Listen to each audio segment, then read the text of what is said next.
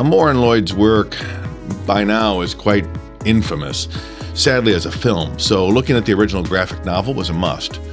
To qualify this a bit, Moore himself admits this was fairly early in his career, and several of the tropes and conceits are now a bit dated, even naive.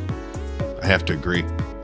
First, though, I should praise the novel for its politics and references, far more complicated and layered than anything seen in the McTeague film, the one scripted by the Wachowskis. Moore's world, a mix of 1930s noir and post-apocalyptic totalitarian fantasy, is fairly thick in its home front relationships of power and intrigue. This is really enjoyable for a dark immersion, if at times a bit bewildering. And while Portman made a fair Evie in the film, she's very little like the much-challenged Evie of this work. Where the story grew a little weaker for me was in the growing omniscience and omnipotence of the title character. Without spoilers, V has more control over these complex comings and goings than seems possible.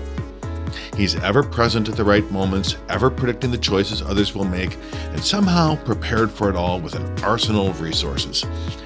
This is, unfortunately, too quickly explained away through a conspiratorial kind of cliche. Ah well. In this area, the scripting by the Wachowskis made a more satisfying tension of story, an improvement through film that I rarely admit to. Moore, as he was writing, confessed he was inspired by a bevy of classic writers, from Orwell to Bradbury to Harlan Ellison and Shakespeare. It's a worthy undertaking. But each of these other writers accomplishes, along with their oppressive power structures resisted by citizenry, the fallibility, the internal conflicts which center the drama around the characters themselves.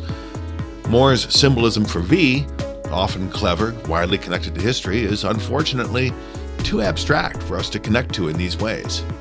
Evie, then, is a likely substitute for our empathy, and she works in this way, though I think she appears far too seldom to be as effective as she might be.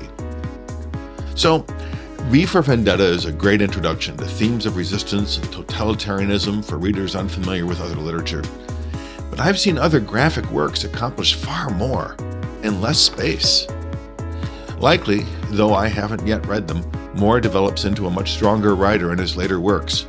If anyone has a suggestion what I might read next, let me know.